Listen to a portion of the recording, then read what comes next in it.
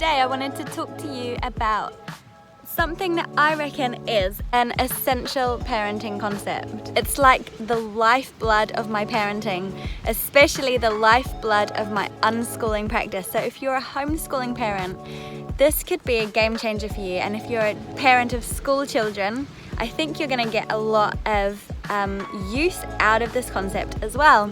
So we're at the beach today. The kids are just playing and Zoe's digging, and actually Tim is here too. He's been digging a big hole for a 7-meter tree which he's kind of planted upside down, and he's climbed it and he's sitting on his own plinth, which is exciting for him.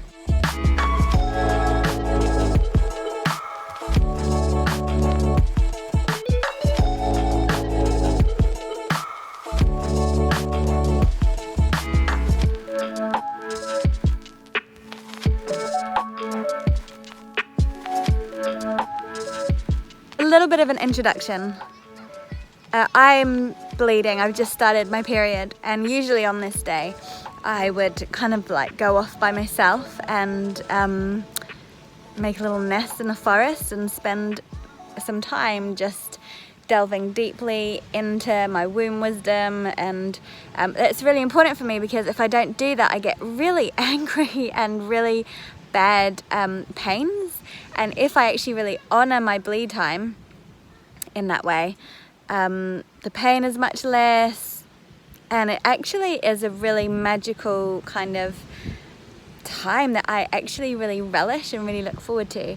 But I wasn't due on my period today, and so we had just started packing the car to come on a family adventure, because it's a big New Zealand holiday today. And then I literally started to bleed as I got into the car, and in that moment I had a decision to make whether I was gonna carry on with the little family adventure and jump in the car, or to, you know, honor my bleed and stay home. I decided in the end to jump into the car, and as we were driving to the beach I was a little bit like, I still don't know if this was a good decision.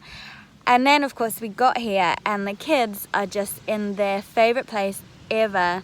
They're just having so much fun. They're totally entertaining themselves. And it occurred to me how important the concept I'm about to share with you, how important it is, not just for every day, every week, but particularly around a woman's menstrual cycle, because there's phases in your menstrual cycle where you really crave time and stillness to think, and sometimes you're not able to actually take yourself off into the forest or into a nurturing little nook. You have to still be with your children, and at those times this concept is so crucial. So with no further ado, I don't know.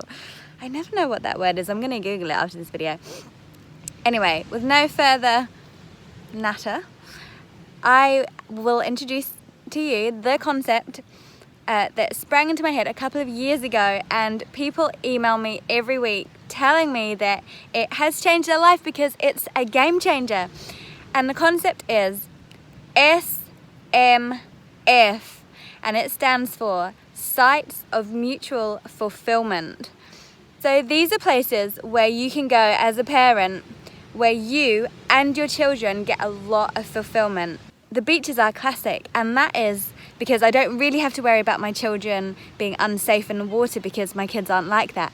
But the beach might not be your classic, because you might have children that are ferociously into risk and going deep and stuff. So for some of you, a beach isn't really gonna work. But ours is a classic because I can lie on a blanket and I can read my books, and my children will just dig, shake pine cones, throw rocks, make sandballs, make mermaids, collect shells.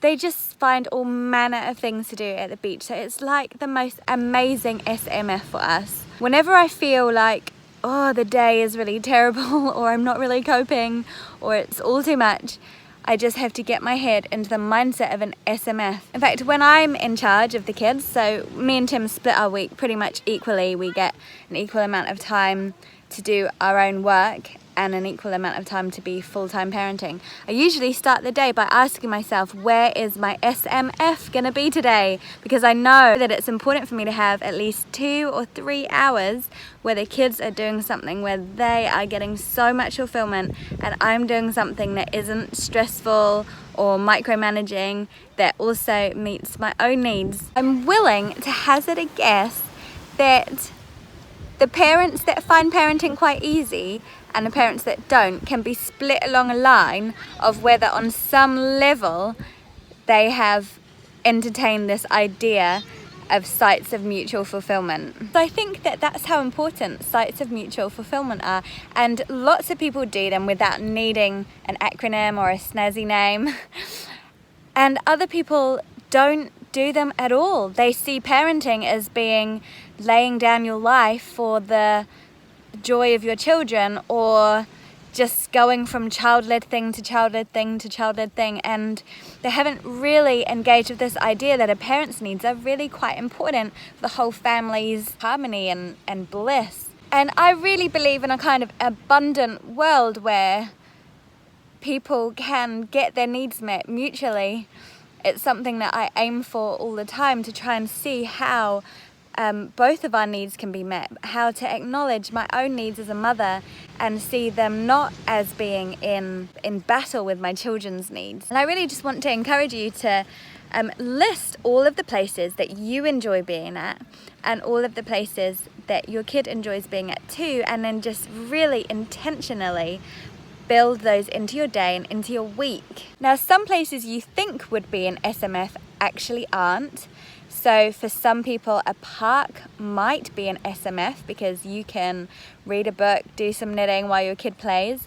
But if that park, for example, isn't fenced, it's possibly not an SMF because you'll have to be very vigilant making sure your kid doesn't run away. So some of our sites of mutual fulfillment, so places we go to in order to get some joy for everyone in the family. Definitely the beach, I've mentioned that. Also the library. I can do some work on my laptop while my kids watch something on the phone or pick books and things like that. Also Softplay. We have a place called like Chipmunks. It's where Juno broke her arm last month actually, which is totally fixed now. Yay. The kids just go wild there. They can just play at Chipmunks for like 3 hours, and if I need to be doing some writing or feel the urge to be doing some writing, I can go there and do that. But for others, that's not an SMF because it might be too loud or kind of smelly, because all soft plays kind of smell like cheese.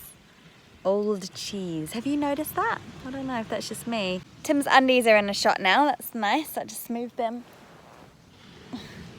Tim likes scattering his undies. So some sites of mutual fulfillment will be at your friend's place, where you can go hang out with your friend, have some lovely nourishing friend time while your kids play their heads off. Awesome, get as many of those in as possible. But some friends' houses are not SMFs. They are not sites of mutual fulfillment because the kids, they like each other, but they take a lot of mediation. You know, some kids, they love each other, but they just like rack each other up. And that's not a site of mutual fulfillment. So don't not go to those places. Just keep going and just be involved with your kids, help mediate through tension and do all of that. But just don't go expecting to get to have a cup of tea and a chat with your mate, because you're not gonna. Just be really clear in your head which friends' houses are SMFs for you, and then plan to go to the SMF sites when, I can't really say SMF sites, that's sites of mutual fulfillment sites, doesn't work. Plan to go to your SMF when you're at the lowest point in your day, or when you're really just needing a bit of chill out time, and plan to go to your friend's house where you're needed. When at the time when you've got the most energy with regards to your menstrual cycle, you might go there at the time of your ovulation, when you've got a lot more vision and hope and happiness and joy flooding your system. So that's just a little bit of a chat today about sites of mutual fulfillment. I hope it might bring a little bit more ease and harmony into your day-to-day life. I'm just going to keep reading my book. So at the moment I'm reading The Women's Wheel of Life, and it's so good. I read it a couple of years ago at a friend's place, and I recently just ordered my own one because I just draw from it still so much, and I felt I needed my own copy. I'm going to be doing a live stream about it tomorrow for my Patreon, so if you want to hear more about the different life phases that women go through and how to celebrate and really relish each one, I do encourage you to become a patron of mine. You can click the link below to find out more about that. Wherever you are in the world, much love to you, stay radical, and may you find many sites of mutual fulfillment. Lots of love. Mwah.